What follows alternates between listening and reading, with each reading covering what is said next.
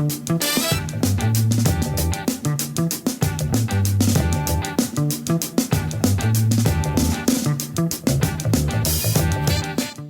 back to episode 49 of Acquired, the podcast about technology acquisitions and IPOs. I'm Ben Gilbert.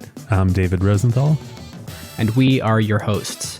Today we are covering the Stitch Fix IPO, one that David and I have been excited to cover since the S1 came out because it's a fun read. It's fun to compare and contrast against other S1s coming out recently. It's a e-commerce leader that is going up against Amazon in Amazon's absolute heyday and rise to prominence, and we're going to dive in to figure out, how can they compete, how can they differentiate, how is there still a good business left in e-commerce in an era where Amazon looms high.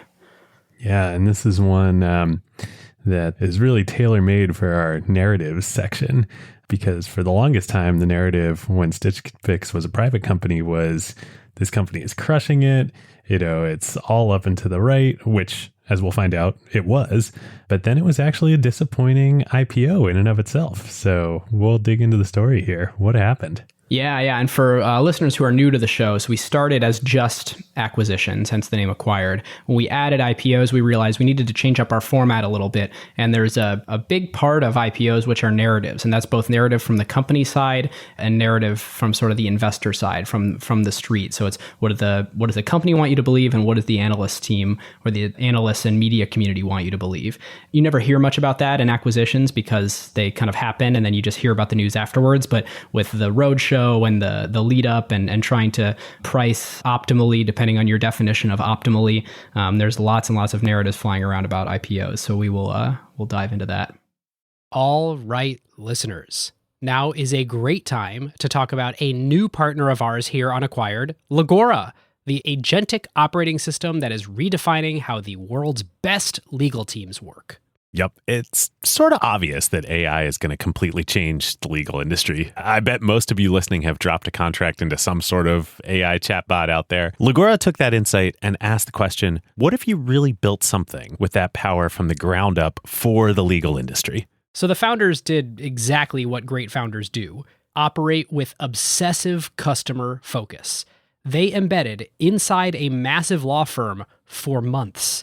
They sat with the lawyers just watching how the work really gets done. And that's how you get features that customers love, like tabular review, where you drop in a folder of hundreds of contracts and it pulls every key term into a grid a lawyer can actually work with. Legora's bet here is interesting. Since it lets each lawyer handle more complexity, any given person can increase the quality of their work and do higher value work. And this means that the pie can grow even as each individual task takes less time. And they recently launched Legora Agent, offering greater intelligence and performance. The agent lets lawyers set an objective. Then it can handle the planning and the execution and delivery of the final product. Legal teams get to maintain full control and transparency since they're still involved where judgment is required. And Legora works where you already work. You can use it within Microsoft Word while redlining or drafting. The early Legora numbers essentially speak for themselves. When they have a head-to-head pilot with their top competitor, they win 70% of the time. Legora now has over 100,000 lawyers on the platform from 1,200 legal teams in 50 countries. And crazily, they went from 1 million to 100 million in ARR in about 18 months.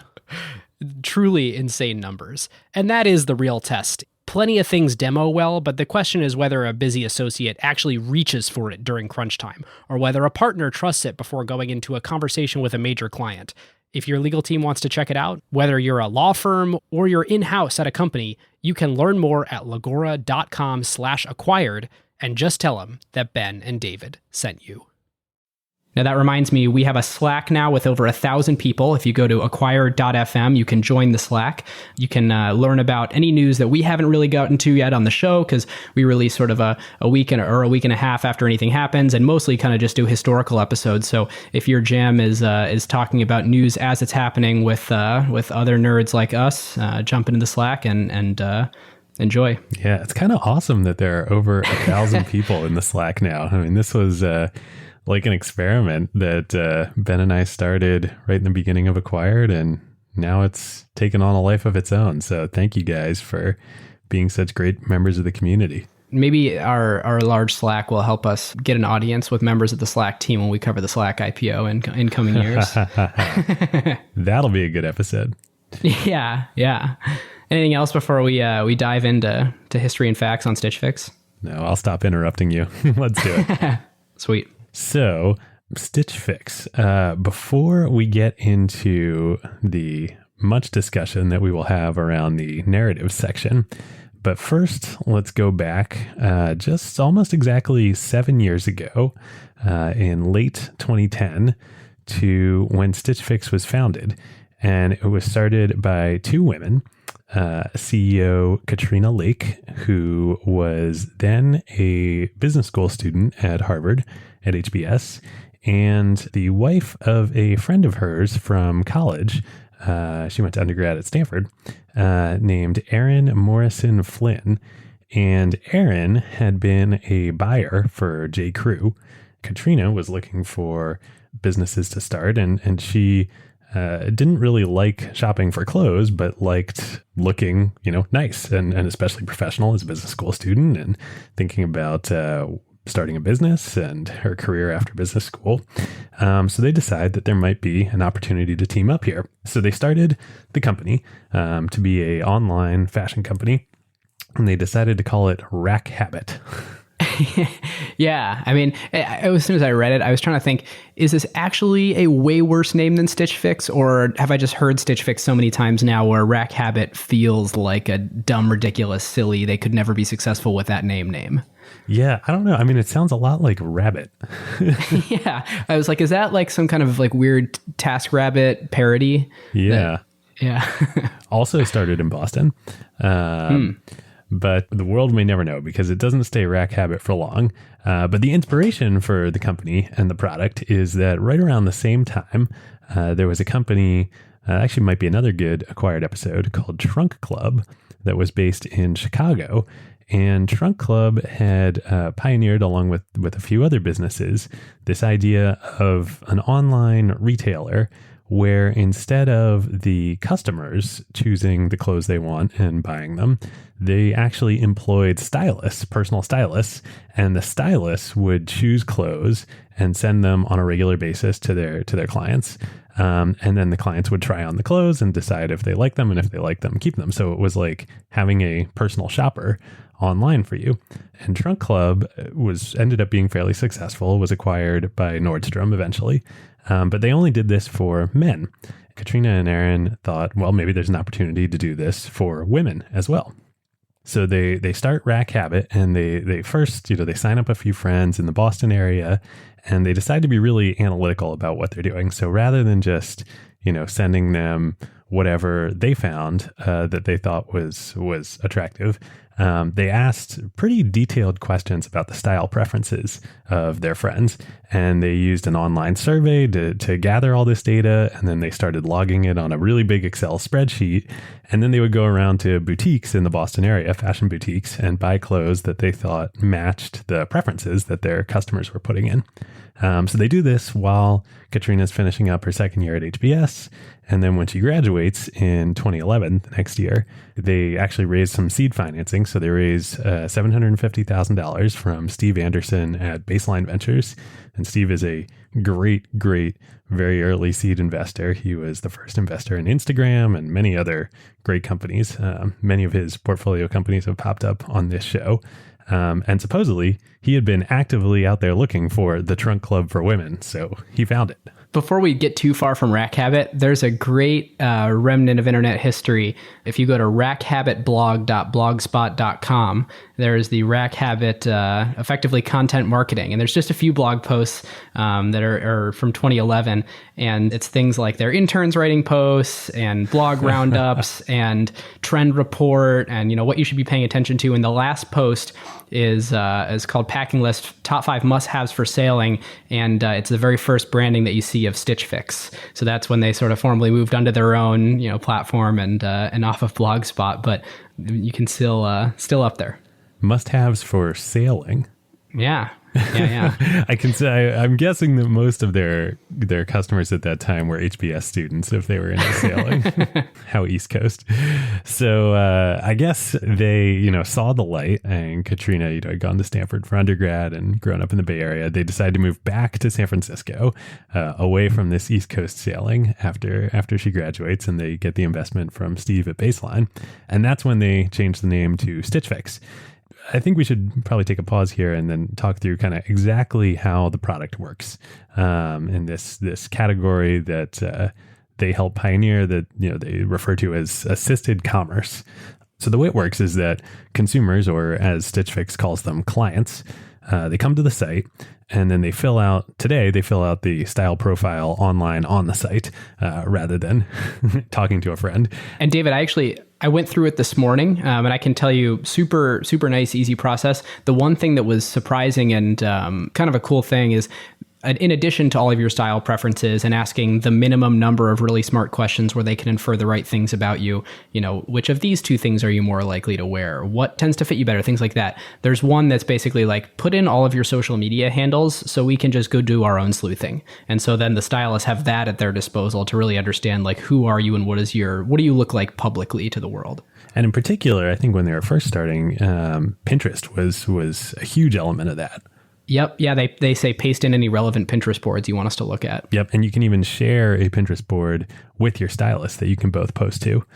So this is an important point. When you sign up, you fill out the style profile and you get matched with a human stylist, a real person who works for Stitch Fix. And these are mostly part-time remote workers. They have over 3,000 of them now.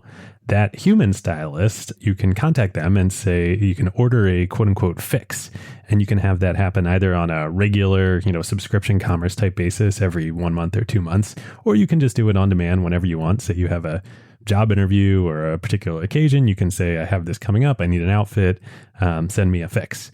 And so every time you order a quote unquote fix, you pay a $20 styling fee for the work that the stylist does. And that $20 then gets applied to any items that you buy. So if you don't buy anything that they send you, you still have to pay the $20. But if you do, the first $20 gets credited. And each box that they send you, Fix, has 5 items. And like I said, you can keep whatever you want. You can keep 1, you can keep 3, you can keep 4. If you keep all 5, you get a 25% discount on the entire purchase. But otherwise, you're paying full price. So as opposed to a lot of other, online commerce businesses in general, but the sort of first generation of businesses that looked like this, like Gilt Group or Zulily and the like, this is not a sort sales of flash site. sales. Flash sales. This is not a flash sales site. These are for customers and products that are going to be purchased at full price. Except if you buy all 5, then you get the volume discount. After talking to a couple of friends who are avid Stitch Fix customers, a lot of them find themselves liking 3, maybe 4 things and keeping the whole box anyway, just because it's the same amount and they get one more item and they can either, resell that if they want, or, keep it and just save themselves the hassle of sending it back. It's basically like, in many cases, depending on the price point, buy 4, get, I guess actually not depending on the price point, but buy 4, get 1 free. Yeah, it's a really interesting kind of consumer psychology play. And I'm sure they're very data-driven, as we'll get into in a minute, about how they select those items and what the prices are and what they put in the box. But it's interesting, thinking about I was thinking about kind of like who is the Stitch Fix customer? And it wasn't entirely obvious when it started. I think a lot of people thought, something like Truck Club, that makes sense, for men don't like to shop. But, women, of course, they like to shop. But it's interesting, if you think about like kind of a 2x2 matrix, sticking with the business school theme here, of like, do you care about how you look? And do you like to shop? And the Stitch Fix customer is, in the, yes, I care how I look, but no, I don't actually enjoy shopping. It turns out there's actually a lot more people, both men and women, that are in that category than you might otherwise think.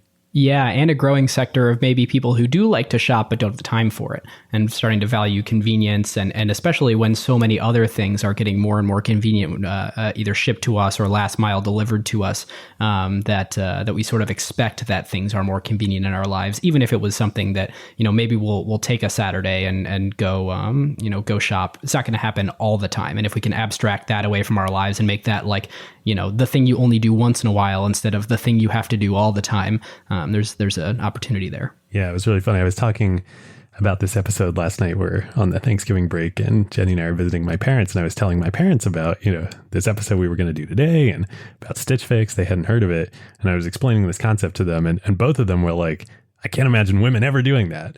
And they're like, this must be a generational thing. And I was like, no, I don't think so. Like, their target customer is actually in their late 30s through late 40s.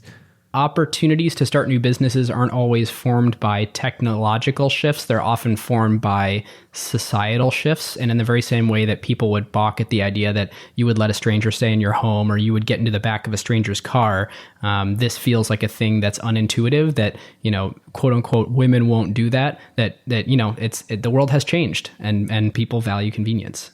And we'll get back into this in a minute, but Stitch Fix, for all of the growth and the great business they've built and hype, they definitely had trouble raising money along the way, and I think this was part of it.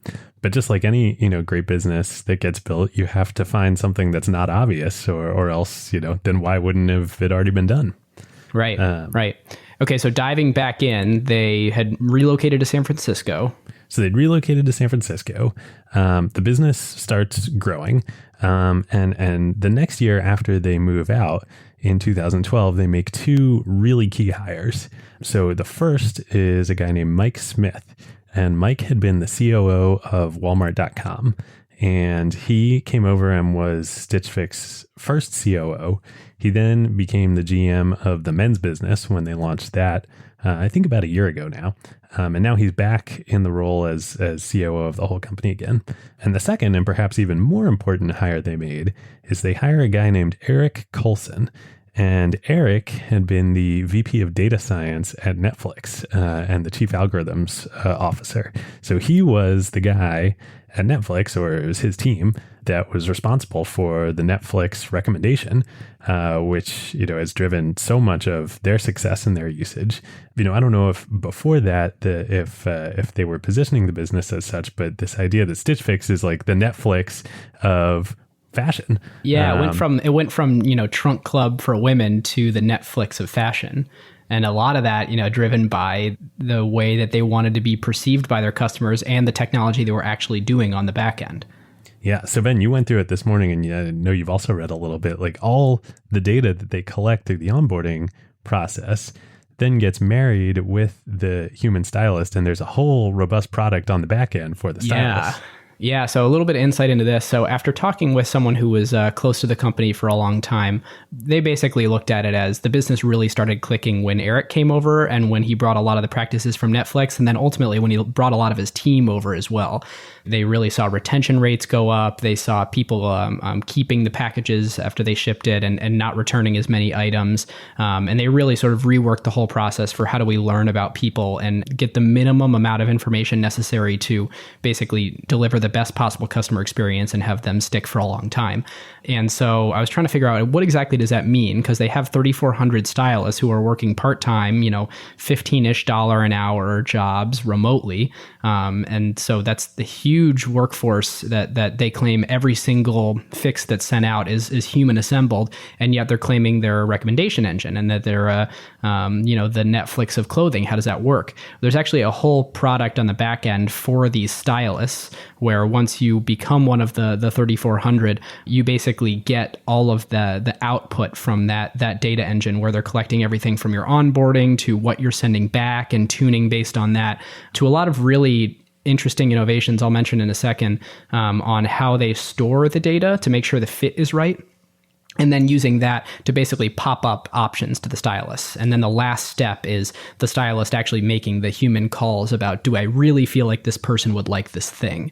And one of the really cool things they do on the back end is, rather than storing size information like this person's a small, so we'll send them a small, they store all the measurements about each article of clothing. So when they have a piece of clothing come into the warehouse, they take all the measurements and store it that way. And so when they are looking up, would something, is this, how far away from is this item from a data perspective from something that would fit this person well? It's not based on a variable thing depending on how the manufacturers exactly.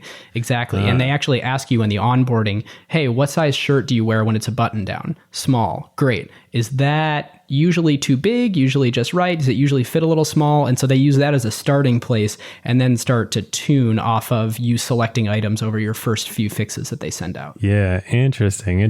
So they don't make you go through the trouble of like measuring yourself, but on the back end for them, on their inventory, they're not cataloging things based on just like the letter or number size. They're like actually taking the measurements of each garment. Right. And so the first fix they'll send you is a best estimate, but then it's really important as part of the process to constantly give feedback, and it learns from basically what was just right, what was too small. And the further off your guesses are at the very beginning, the longer it's going to take to lock you in. Yeah. Interesting. And that's like, well, it would be really hard for a stylist to do that, even if they are like truly your personal stylist. But, on a scale basis, to have like thousands of clients, hundreds to thousands of clients per stylist. Like, there's no way that could work without this data science backend. Yeah. And a lot of the ways you could argue, a human could never do X, Y, Z. Right now, with the absolute state of the art, a human is still the best way to do the styling. But to your point, David, with a scale backend that's storing things in the structured way, a machine is actually way better at doing sizing than a human would be by eyeballing things. Yeah, interesting. I mean, the parallels to Netflix are pretty clear. Right. Right. I have two more comments on their tech just to talk about. One is how serious they are about it. If you go to algorithms-tour.stitchfix.com, there's this awesome explanation of how the Stitch Fix works on the back end. And they actually put a lot of time, a lot of front end engineering work into making this page, because it's pretty crazy as you scroll down it to watch it all fly around and animate, but basically talks you through a lot of the algorithms that they use.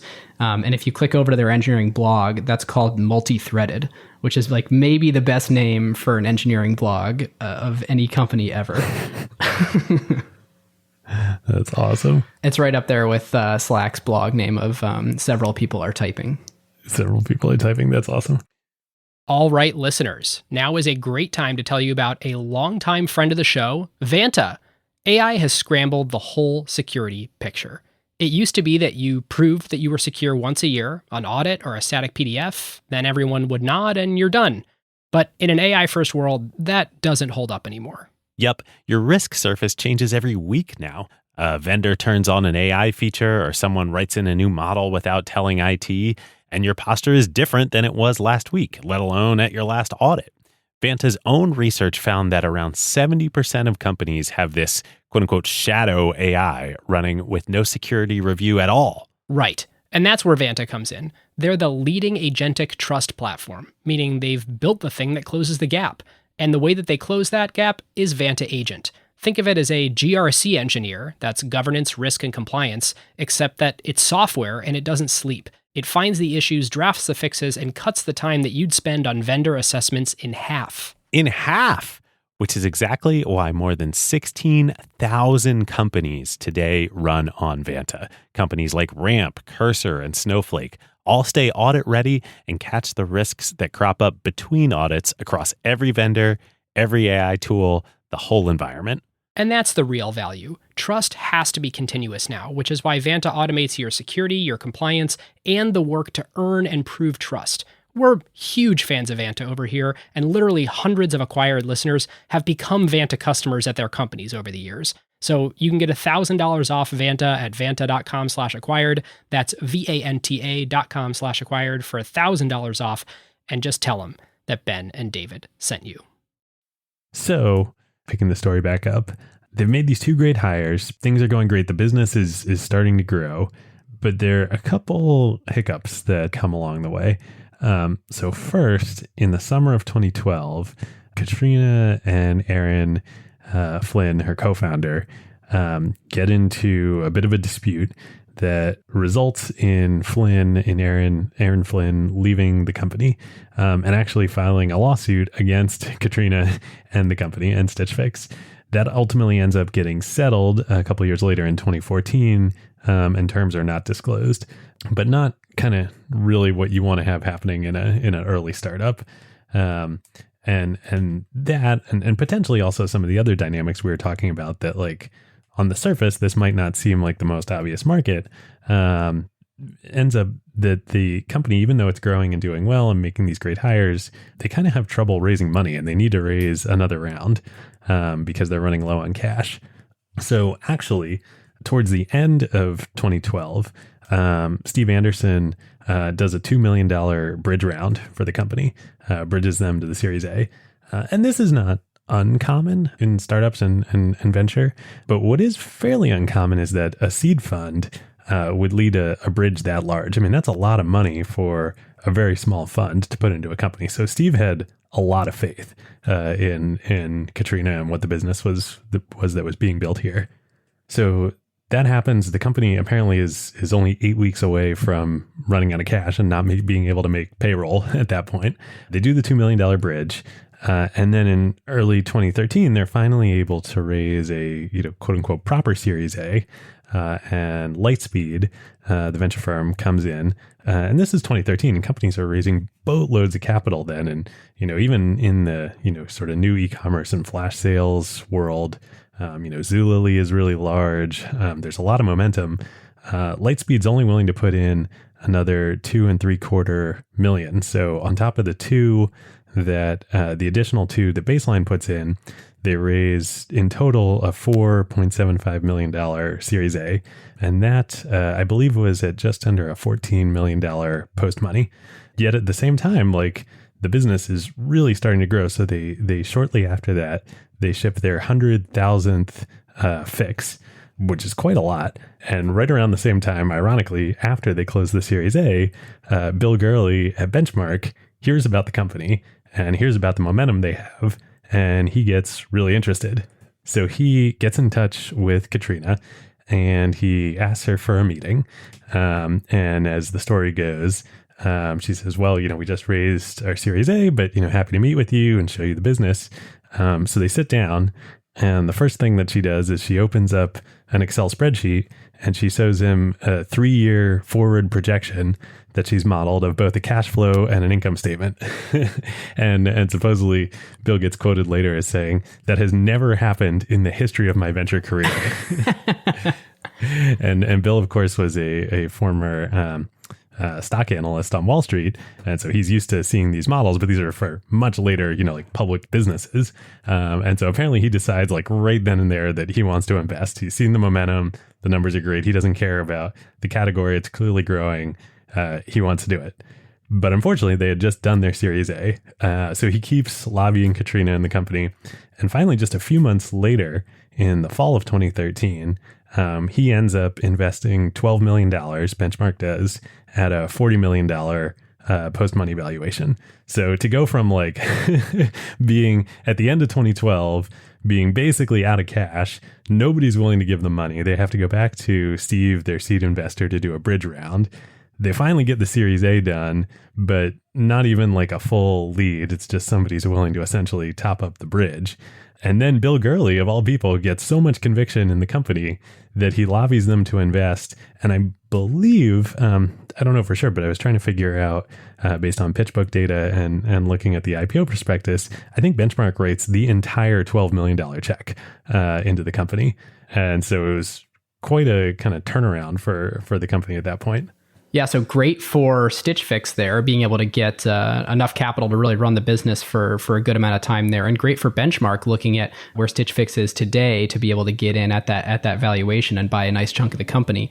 Great on all sides. And when you look at Katrina opening up the 3-year projection to Bill there, I mean, that's just very emblematic of her as a business person. When you talk to people who have worked with her, they say she's extremely calm under pressure. She's analytical. She's incredibly level-headed. She's highly highly, highly rational about her business and like very good at reasoning from first principles. And I think, you watch Bill tweeting about the Stitch Fix IPO and talking about how there was never somebody better suited to run a public company than Katrina. She's just very, very analytically sound and level-headed, and not surprising to me that she had a 3-year financial projection there that probably, I'd love to see it and see how accurate it was. There's like a running joke among early stage startups of, well, who knows if these will come true, but something tells me that they were grounded in some very solid assumptions. It's rare, but you can make the mistake of going, overboard on projections and being too, having too much false precision. But what's really interesting is for this company, like this is actually necessary, and modeling not just, I think I'll do this much revenue in 3 years, but like the full, 3 statements of like, the cash flow statement and the income statement. And, Bill doesn't say she had a balance sheet, but if you have a cash flow statement, you also need to have a balance sheet there. She had modeled, all 3 financial statements. Like, part of what kills a lot of companies in this space is like your inventory costs are just massive. And so like as you grow, you can get underwater pretty quickly. It's really important if you're going to run this business effectively that you understand, all of the financial aspects. And clearly we'll get into this in narratives. I mean, Katrina does. Like this is an exceedingly well-run business. We're going to steal the show from narratives a little bit here, but quite the focus on being unit economic positive and running a profitable business from a very early point, rather than being grow like a lot of companies where, quite frankly, the business model is predicated on it, where Stitch Fix just isn't. So I think a good early recognition by the management team of that there. Yep. And, they were balancing this growth and profitability and understanding. They weren't profitable just yet, but they would be soon, understanding, their balance sheet and their cash flow. But they also grow hugely. So Gurley and Benchmark invest in the fall of 2013. Now the company is on a July 31st fiscal year end. So their fiscal year end's kind of halfway through the year, a little over halfway. That current fiscal year that Benchmark invests, at the end of it, which is in the summer of 2014, they do $73 million in revenue. And this company was only founded, sort of less than 3 years before that. So really impressive. And then the next year, they grow, even more. So end of fiscal 2015, which is summer 2015 for them, they do $343 million in revenue and $42 million in EBITDA. So they're cash flow positive and generating a huge amount, especially for a 4-year-old startup. And so at that point, and I don't know the full story, whether it was the insiders, the existing investors and VCs lobbying to put more money in the company, or Katrina feeling like she wanted to raise a little bit more to have some flexibility as they started building out their other business lines, men and plus size and maternity. But they raise another $30 million at that point, all from existing investors. And that's at a $300 million post money. So again, just looking back 2 years before that, they couldn't raise any money. They could barely make payroll. And then they're doing well over 300 million in revenue, over 40 million in EBITDA. And they just raised at a $300 million valuation. Yeah, when you hear these stories, you got to wonder what it feels like to be an employee at one of these companies. If you look at, 2012 versus 2013 or 2013 versus 2014, it's like you could have been at the company for only like 12 months. And I feel like when you get a new job or you start something, it takes you kind of 6 months to feel like, okay, I know where the controls are. I feel like got my hand on this thing. You go from feeling like it is a thing that's duct taped together that might work to like, holy crap, the demand is insane and we're actually meeting it and we're actually running our business efficiently here. Like it must just feel like whiplash to turn your head that fast and change your mindset that significantly and constantly be learning all the new tools that your technology team is putting out. And I don't know, it's unnatural, it seems. Well, and I got to imagine that this is Katrina, from very early on back in 2012, as we talked about, really put some fantastic people on the management team. I mean, Mike Smith from Walmart, he was a long veteran there, and then of course Eric from Netflix on the data science side. These are folks that have run retail businesses, at scale before. So the next year, fiscal 2016, they do $730 million in revenue and $72 million in EBITDA. And then 2017, so the year that ended this past summer for them, they do just a hair under $1 billion in revenue and 60 million in EBITDA. So EBITDA actually goes down, but they argue they're investing much more in, infrastructure and fixed costs, and they're adding out new verticals. So it makes sense. Throughout the summer, it's rumored that they're preparing to go public. And then finally in October of this year, 2017, they do file to go public, and they were seeking to price the IPO in a range of $18 to $20 a share, which would translate to about a $1.8 to $2 billion market cap.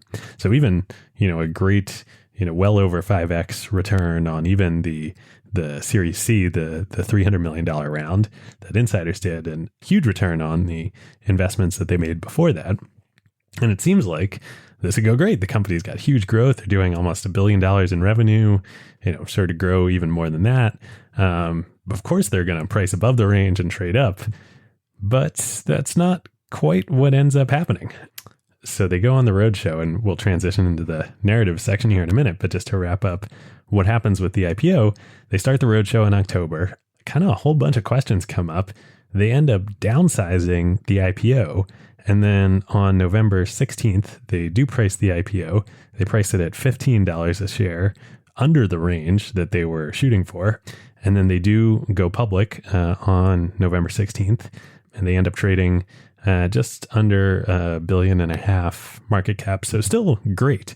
But clearly there was some disconnect between all the momentum that this business appeared to have, and that certainly did, and then how the public markets received it.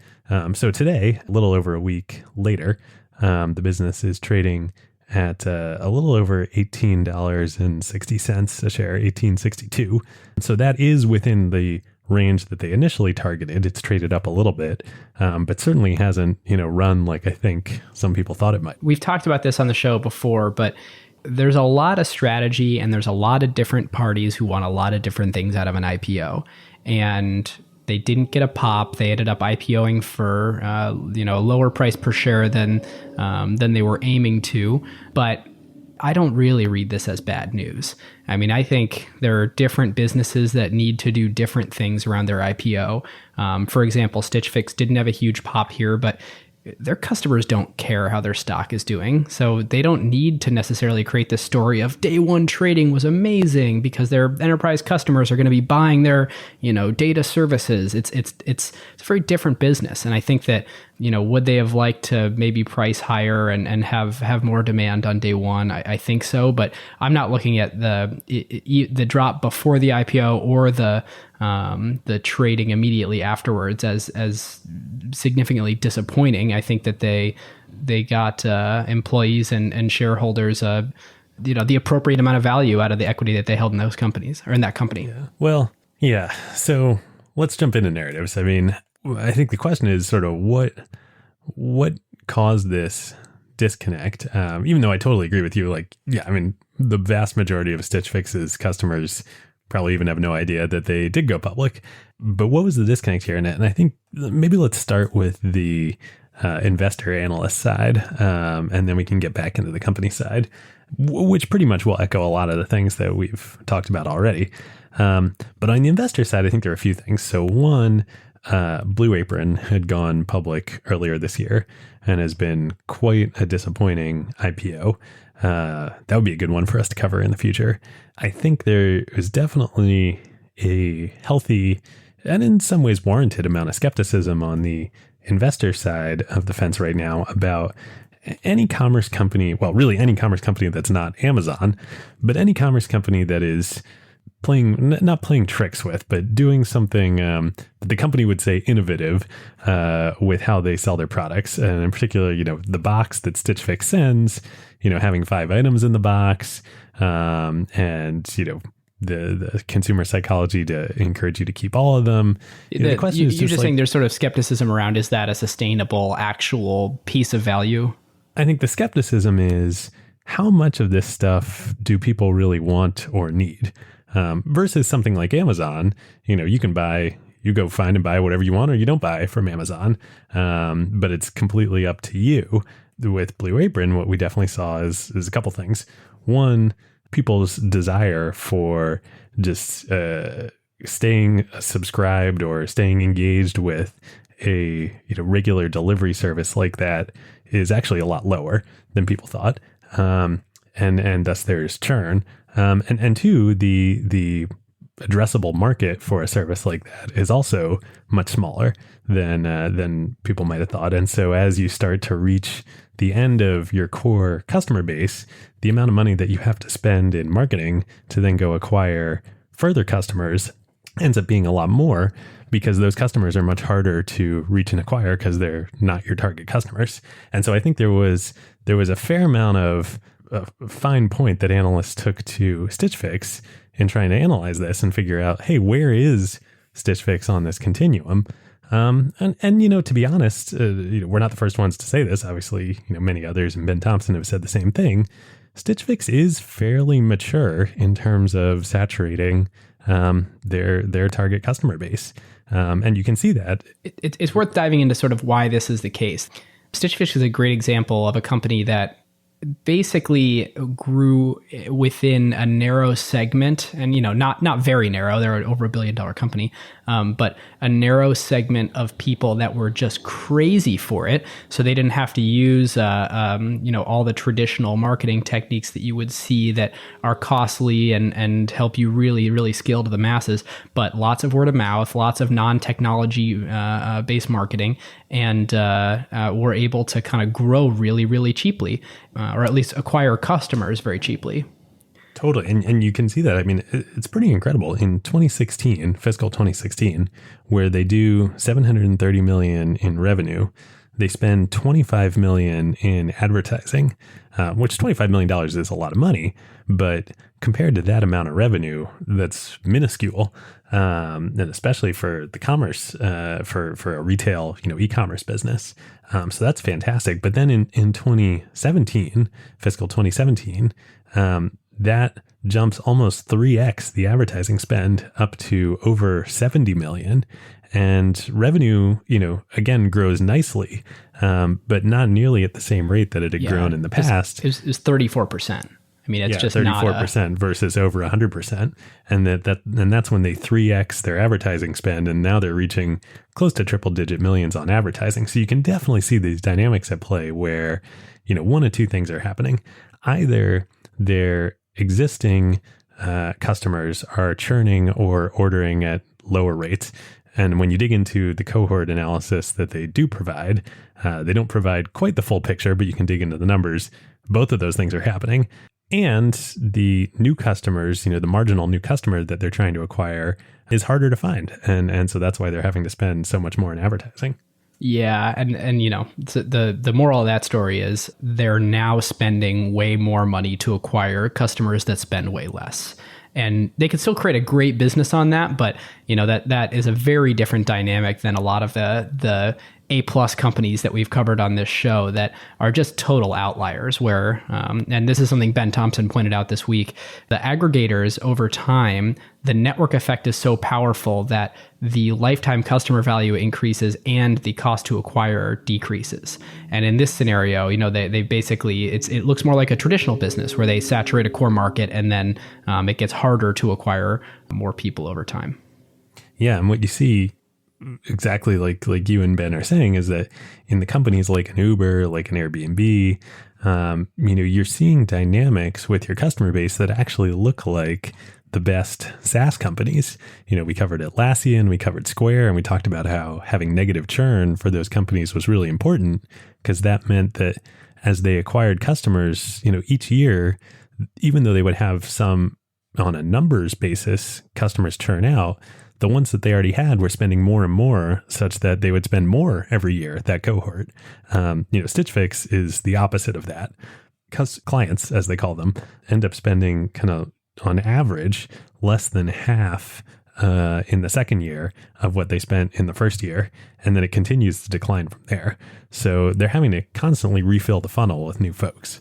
I'm going to use this as a quick tangent point. You mentioned something about it. You can't quite tell from their SEC filing for the IPO, like what, exactly what's going on, but you can kind of tease it out. The sections that are required in an S1 are not actually congruent anymore with understanding exactly how that business is doing, because we have developed such better measurement tools where if you're an insider, you can have a much higher fidelity view of the business. And yet we don't mandate some of these newer and more high fidelity understandings of the business in the public disclosures. So there are ways to be coy and dance around the story without telling the whole story. I don't know if we need to change this, but it is worth talking about that when companies, and we've seen this in Blue Apron's case, we've seen it in Stitch Fix's case, for competitive reasons and for other reasons, especially if there's a story inside the business that you don't want to be the dominant point for pricing your IPO, you just gloss over some of this stuff, or you give two non-comparable metrics. And so, the big thing that's still missing from S1s is the ability to look at cohort analysis of what was your customer acquisition cost for that cohort, what were the what's the LTV for that cohort so far, and really being able to compare even just a CAC to LTV ratio for a single point in time, let alone change over time, be incredibly helpful for understanding if you want to buy a stock or not as somebody, a member of the American public. This has been pointed out by several people, and one person, one really great piece that I'll reference later on TechCrunch. It was a guest post called "Unboxing Stitch Fix's S1" by Ezra Galston. It's begging to have a light shown on it. And, Stitch Fix they kind of do half the job in their S1. They do show their customer cohorts in terms of how much they order. And they even go down to, they show, which is actually quite helpful, 2-year cohorts for 2-year purchase behaviors for cohorts that are that have been around for over 2 years. Now, they only show 2 of those, even though they have multiple other cohorts going back farther, which is a little bit of a red flag. But kudos to them for showing it. 2-year purchasing behavior, 1-year purchasing behavior, and 6-month purchasing behavior. And that's really helpful to be able to see all those different time periods. And that can help you tease out, as we did, wow, actually, like the amount of money that people spend in the first year and really in the first 6 months drops off very quickly. What Stitch Fix doesn't show at all is their cost to acquire each customer. This sort of the other side of the equation. We can triangulate with the fact that they tripled their advertising expenditure in 2017 and they only grew revenue 30%. Even as Ben Thompson also points out, while they're adding new categories like men and maternity and plus size. So that's a little bit of a red flag too. I wouldn't lump them in with the Blue Apron S1, but they're also not where like the Atlassian S1 was either. Totally. And, it's hard to fault any company for doing this. Everybody's is doing as much as they need to. But if you're supposed to be a member, the spirit of the law being you're supposed to be an informed member of the American public making a decision on if you believe in the future of this company or not, whether or not people actually, nobody actually reads S1s except for people at investment banks. But you can misrepresent if you want to how your company is doing. And the only thing that people have to go off of is reading into this lack of information is a bad thing. Now, on the other hand, though, clearly folks in the investor community picked up on this and a few other things on the roadshow, and that's what led to the downsized IPO. But maybe let's switch back over to the company narrative here, which I think is also a really equally valid narrative. And it's 2 things in my view. One, sort of a direct rebuttal to what we were just talking about is like, hey, we are an extremely well-run company. And we've done a great job managing this business. We've raised only $42 million in venture capital, or actually, I think it's a little more than that. But most of that, we didn't even need that $30 million round that we raised from our insiders. We've built this business, to, at this point, run rate over $1 billion in revenue. We're very large. We've done something that, at the outset seemed crazy, that we would find this quadrant of the 2x2 matrix of people, of all, genders who enjoy looking good but don't enjoy shopping. And this is a cash flow positive business with really meaningfully positive EBITDA. I mean, what other startup, and we've done all this, by the way, in like less than 7 years. What other startup these days could say that? And all that is very true. Yeah, pretty amazing. I mean, it's so capital efficient. They were funding, acquiring new customers largely with profit for the last few years. It's impressive to watch. I had this down in tech themes, but I'm going to talk about it now in narratives instead. And again, this is from that TechCrunch article, where if you're interested in this episode, go read that article. It's super, super well done, super analytical. It's really the anti-Amazon. Like Stitch Fix is succeeding in an era where they're doing profits first. So they're profitable on every customer, at least every customer or every cohort. And it's about making sure that they have good unit economics before they grow. And it's just a very different tack than a lot of these other companies are taking. Like Amazon has, I don't know what this, it's like over half of America or half of US households now. And they make, I think their margins are like 2% or less. And you look at a company like Stitch Fix that says like, well, we provide a great service and we charge for it and we make money on it. It's interesting looking at what can succeed in this era of Amazon, where you're focusing on the Stitch Fix tack of products, not growth, doing things that Amazon can't because Amazon's margins are so thin. So they have this assisted, I think it's assisted commerce. Is that what we're calling it? Yeah. This basically assisted commerce niche where it costs some of their margin in order to match you with a stylist and have that stylist do work for you. And it costs $20, so the people are paying for that stylist, but it does cost Stitch Fix something to provide that service. And that amount that they're spending on a stylist is something Amazon really just can't do because their margins are so thin. And so whereas Amazon caters to everybody in the world gets exactly the thing they want, they can't really layer in this like highly curated thing because it's not their business model. And so that is where you sort of have niches left for the Stitch Fixes of the world. And I think a really important sort of supporting detail under that is they don't talk about this in their S1, but if you do some analysis, you can figure it out. And is that their contribution margin profitable on the first order that a new customer makes with them.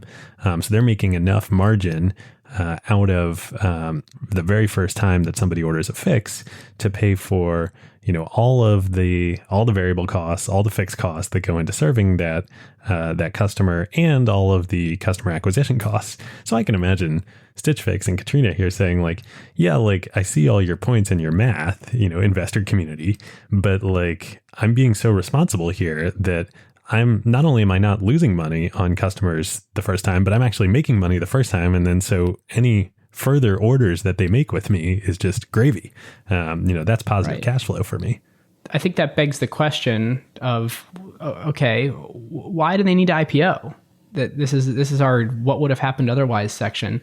Yeah. So I think let's marry maybe the what would have happened otherwise with what I think is the other part of the company's narrative around their IPO, which you alluded to a little bit, Ben, but I just want to call out more clearly, is that the future of Stitch Fix is the future of any commerce company that could, in theory, compete with Amazon, and that we are a personalized commerce company, and personalization is the next wave in commerce and retail. And the way we do that is through this huge investment that we've made in data science, marrying that with human judgment and being able to provide, today experiences to our clients that they can't get anywhere else. Yeah, and I think there's a tremendous amount of truth to that. I think personalization is the puck where everyone's skating, but Stitch Fix has the resources to do it. Now, of course, not to say Amazon isn't also going there as well. Right. But that's for, we'll get into that later perhaps. But I think that's part of the reason why they would want to go public. I mean, one is clearly liquidity, is as we've talked about many times on this show, a good thing for founders, for investors, for employees. But two, I think if they're really going to, and this is sort of my take on these competing narratives, I think if Stitch Fix is really going to end up realizing the totality of their vision, they're going to have to become even more like Netflix, where, they're making their own quote unquote content as well. They're taking all the data that they get from all the people watching or buying from them and all of the, films or fashion brands that supply them. And then they take that data and can make better actual, fashion items themselves. And they're already just starting to do this. So there's a really small line in the S1 that I think they clearly buried because they don't want, if I'm them, I don't want my suppliers to get, my brand partners to get too worried right now. But there's this line that says, in October 2017, we purchased certain knitting, cutting, and sewing assets in Pennsylvania to experiment with making very small quantities of apparel to test with our clients. At present time, we have no plans to manufacture apparel in any meaningful quantities and anticipate that we will continue to rely almost exclusively on third-party vendors to supply our merchandise. You can imagine Netflix saying the same thing 5 years ago while they were in the background, investing Disney, hugely. we're only delivering your content and other people's work. There's no way. And so that might be why they need to go public now, to get both the capital, but also the public currency. They may need to make acquisitions. They will need to hire a lot more to be able to do that. Yeah, this is one, history of acquired. We wanted to only start with companies that we had a long lens on and had spent, had a decade to understand what the company did with the acquisition capital, or I'm sorry, by acquiring the company, or in this case, did with the capital that they raised in an IPO. Stitch Fix just happened, and so we don't know yet, but foreseeably, yeah, it's M&A, it's ramping up production. Liquidity to employees is super important, as we talked about in the Square episode, where suddenly, because they basically did a down round IPO, many of their recent employees were very, very undercompensated. So super important for retention and recruiting great people to make that stock worth something, and worth something in the very reasonable time frame. But I don't think we yet know why, what are they going to do with the cash they raised? And it wasn't a huge IPO either. That's worth touching on. I think it was, 100 and... I think they ended up raising 120 million. Yeah. So they sold less than 10% of the company. Right. So it's not like they're going to go out and make a gigantic acquisition with this, but they could start ramping up a big loss leader for now, and eventually have a dominant line of their own. Well, and don't forget too, Katrina talks about this. She talked about this in an interview after the IPO. This is a company that has always, for whatever reason, had a hard time raising money, including in the IPO. And if you need both resources and the ability to go make, be they cash or stock acquisitions, having a public currency for your stock is certainly much better than if you're having to argue about your valuation. Well, here's another thing is, do you think that they'll shift a little bit, since they do appear to have saturated their core niche a little bit?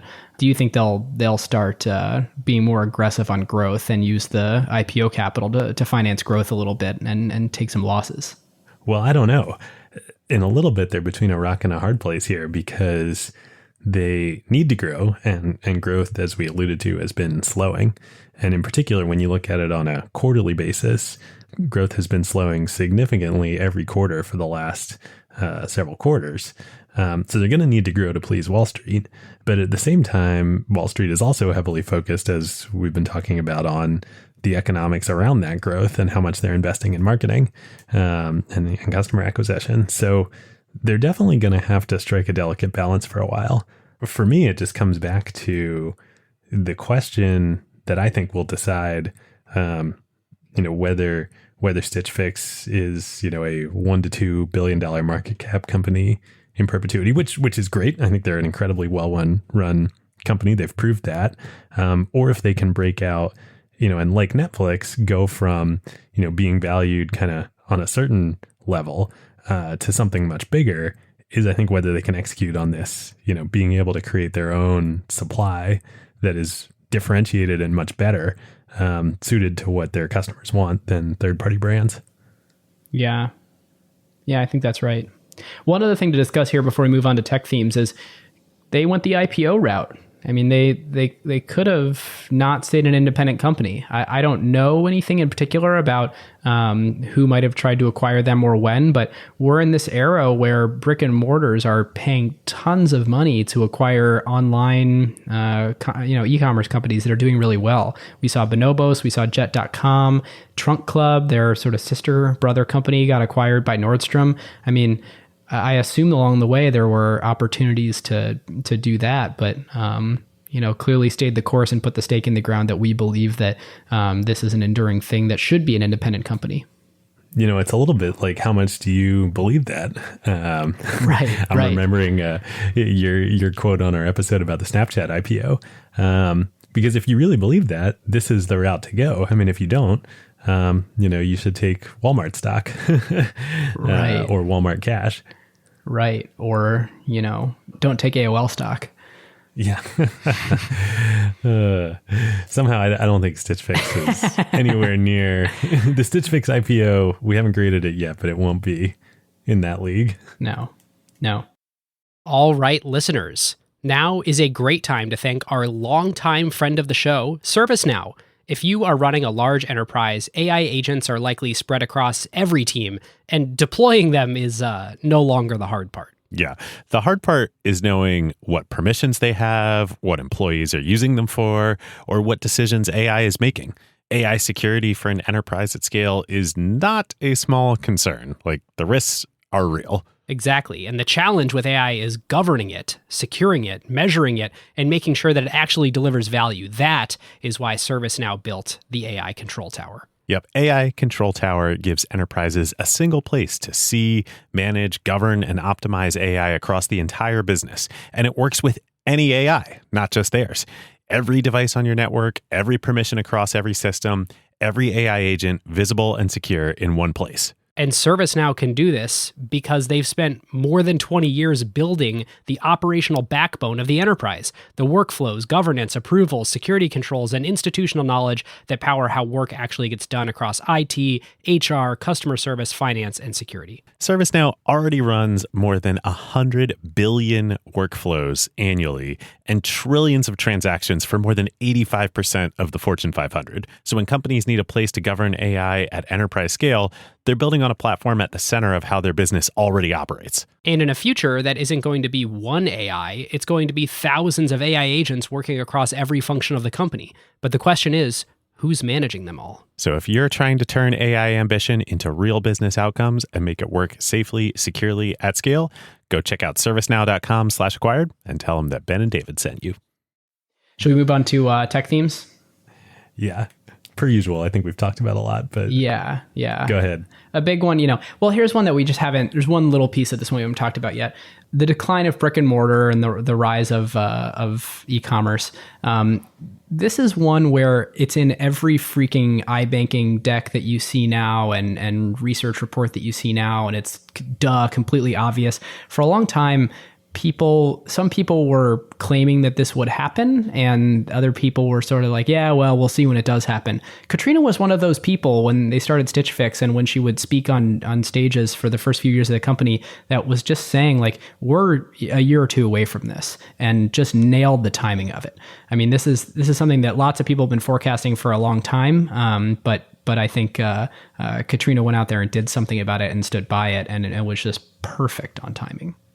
Yeah, I mean, I don't think it's any coincidence that during the time of Stitch Fix sort of founding and growth, we've had, JCPenney on the verge of collapse, and Macy's and Sears, and so many of these companies, whether they are bankrupt now or, are trending that way, really there've been a lot of dominoes to fall. And the timing is great. Yep. My other one is this business, and again, everyone should check out Galston's piece in TechCrunch, a fast cost of customer acquisition payback period. It's tough to see exactly what it is from the S1, but the bottom line is that it's it's really fast. And this is a combination, it's on the order of 9 to 18 months. The important thing to look at here is why. And, the goods they sell are pretty expensive. They make a nice margin on the goods, and it's about 45%, which is in line with sort of traditional retail margins. And they, through all their data science, they have the ability to actually send people things they want. So over time, the amount that people are keeping stuff they send goes up, and so they end up spending more with Stitch Fix on each order, and then sticking out and staying a customer for longer too, so lower churn. And it's just a business that you can grow more quickly because your customers pay back those acquisition costs very quickly. I think it's even quicker than that. Like we were talking about that for most customers, I think they're paying back. It obviously depends on how much they keep in their first fix, but immediately on their first fix. Now the question is, how long does it take them from the time that they spend the marketing to acquire those customers to when they order that fix? And this is one where I don't want to throw out exact numbers because those were derived, and I think that depending on how you define things. Man, it would be nice if they had put that in the S1. Yeah. I mean, I think the only theme I'd add is one that I think I've talked about a few times on the show, but really this concept of, is the stock market a voting machine or a weighing machine?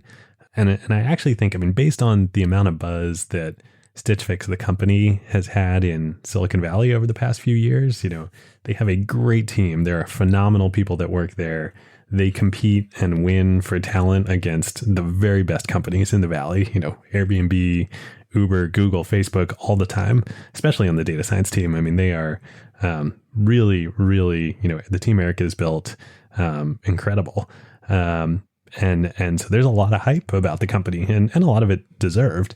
But the stock market didn't vote based on hype. They voted based on some really, rational, I think, as we've discussed, concerns about the future prospects of the business and its growth prospects. So I just find it really interesting that, like, this is, to me, another example of there's this meme in Silicon Valley that, like, Wall Street and the stock market is all, short-term focused, and they don't get these companies. And I think we've actually seen on a number of the IPOs that we cover, they get them sometimes better than Silicon Valley does. And still, this has been a great outcome for Katrina, for the employees, for the investors. The last round was done, at a $300 million valuation, and they're trading at almost $2 billion now on the public markets. That's awesome. This is a fantastic outcome. And Lake picked up $17 million in cash the morning of the IPO. She owns 15% of the company, so post IPO, her shares were worth about $250 million. Like, great, lots of good things for everyone. And actually, if you look at what Lake owns of the company, it's at some point we should do a show and talk about sort of where different parties end up from a ownership basis around IPO. Owning 15% of the company and isn't bad. Especially if you really believe, as we were talking about earlier, that there is an opportunity to grow the company, through taking the Netflix approach to grow the company 10 or 100x in the public markets. Owning 15% of a $100 billion or $200 billion public company, as Jeff Bezos and Mark Zuckerberg have proved, is a lot of money. As we sit here on the morning after Jeff Bezos becoming worth $100 billion, I can safely say. Incredible. Yeah. All right. Should we grade it? Yeah. I'll start first. Super high variance because we just, the way that we grade on this show is, did doing this thing, the IPO or the acquisition, was it a long run good move for them? And did it enable them to do something that they wouldn't have otherwise been able to do? We don't yet know what they're going to do with the cash. Some of it will go to growth. Presumably some of it will go to starting a new line. Lots of R&D there, but of course it was a good move. Was it a great move? I don't know. We don't know yet. I'd say it was a necessary move and the timing was about right. I'll go with a B, and there's variance to go probably up to an A there. Do I think there's variance to go up to an A plus and become a $100 billion company? I don't think so, but maybe worth revisiting at some point. It's interesting, these grading on IPOs, like, it's much better when Yeah. we do it many years later, and we can really assess the impact that the IPO had on the business. And I think there's an opportunity here, as we've been talking about, for the IPO to be a catalyzing event to really take Stitch Fix from, being a commerce company to a, really unique and leading provider of fashion, garments to everyone, that using data science to do things that nobody else can do. They're not there today. What we can grade today, though, I think they probably should have gone public a year ago. And this is an example of there's so many things about timing that are out of your control. They couldn't control the reception to the Blue Apron IPO and all the decisions that were made around there and the impact that had on Wall Street and investor psychology. And, quite honestly, Stitch Fix was growing much faster, and a lot of the economics around their customers and cohorts looked better a year ago than they do today. So that probably would have been a better time to do it. On the other hand, it's hard to imagine that the company was quite ready at that point. I mean, it's still only a 7-year-old company right now. And to argue that they should have been ready a year earlier, maybe even more things would have gone wrong trying to pushing to go too soon. So yeah, I think I go B right now. It was fine, but they certainly could have optimized more. But again, like these things, like the real grade is something we'll know in 5 to 10 years. All right.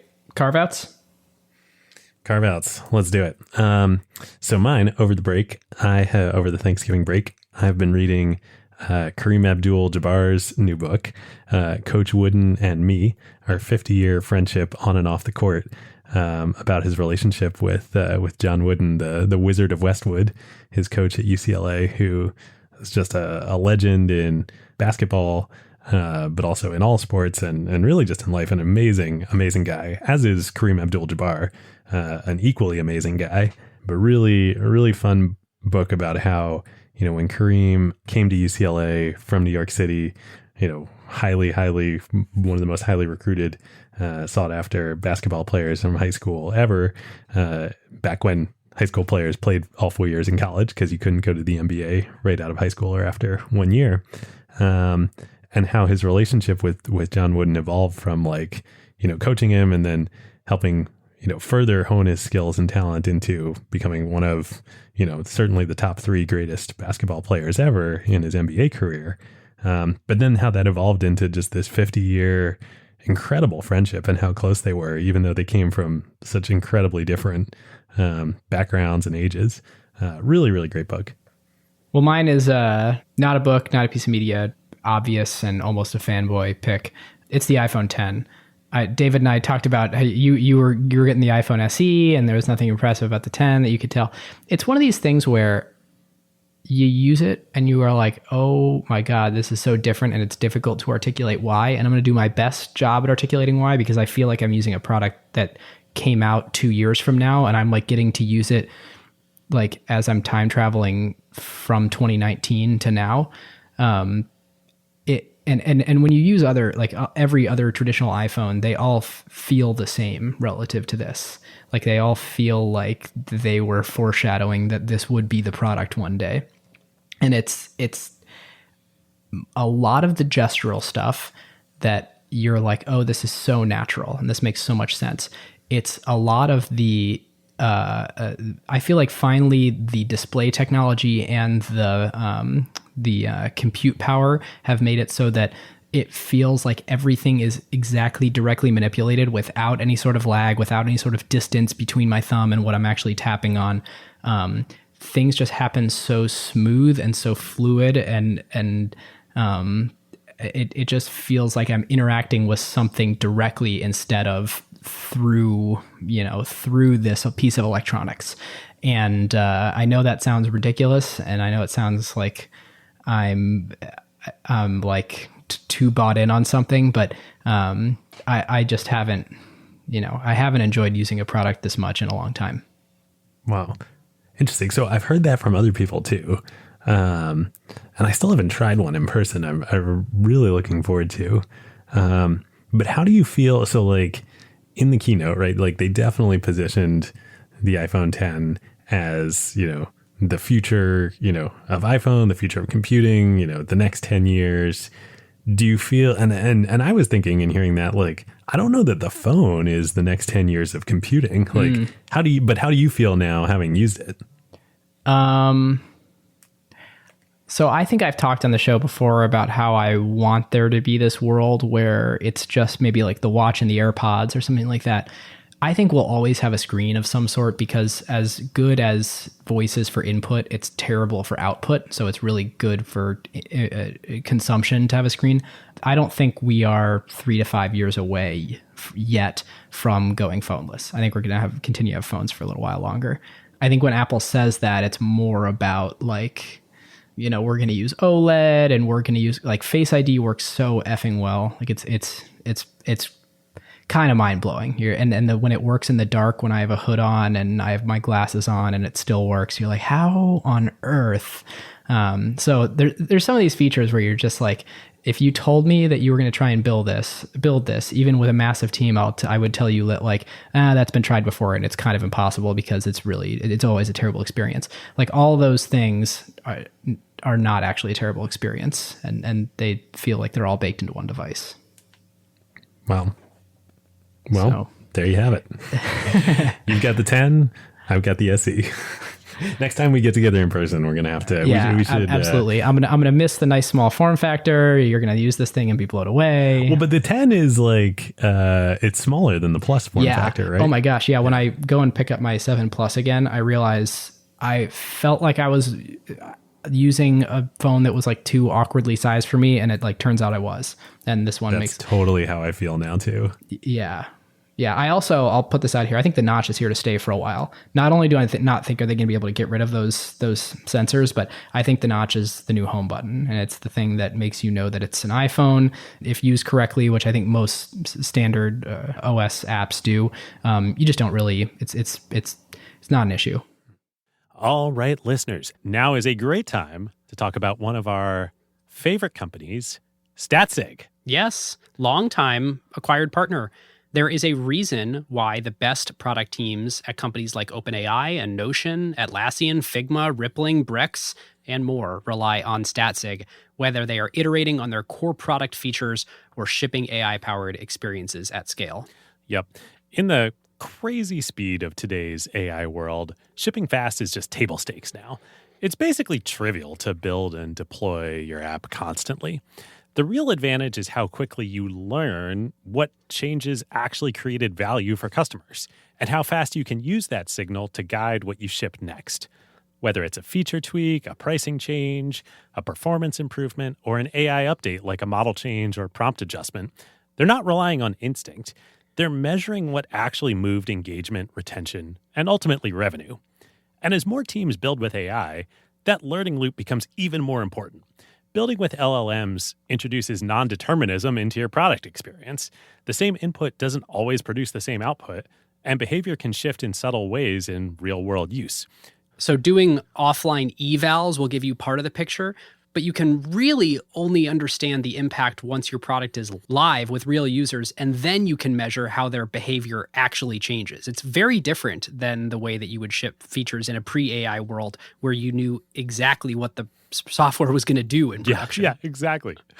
So this is where StatSig comes in. It brings experimentation, feature flags, and product analytics into one unified system so teams can ship safely, test rigorously, and directly link what they changed to how users actually behaved. The result is a tighter feedback loop and learning that compounds over time, so you don't just ship more, you ship better.